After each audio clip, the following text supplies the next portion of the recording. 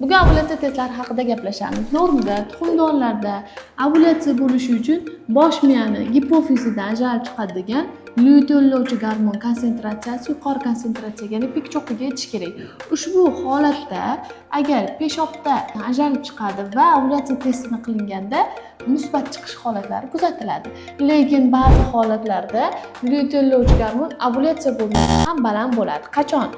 Tuxumdonlar polikistozida, avarial rezerv pasayganida yoki tuxumdonlar rezistentligida ovulyatsiya bo'lmasa ham lyuteollovchi gormonni yuqori konsentratsiyasi aniqlanadi va siz ovulyatsiya testini qilganingizda musbat bo'ladi. Holbuki ovulyatsiya sodir bo'lmagan bo'ladi. Shuning uchun ovulyatsiya testlari kimlarga to'g'ri keladi? Qachonki hay sikli normada bo'lgan va bazal harorat bilan va bachadon bo'ynidan ajralib chiqadigan slizni tekshirgan holatda ishonishingiz mumkin.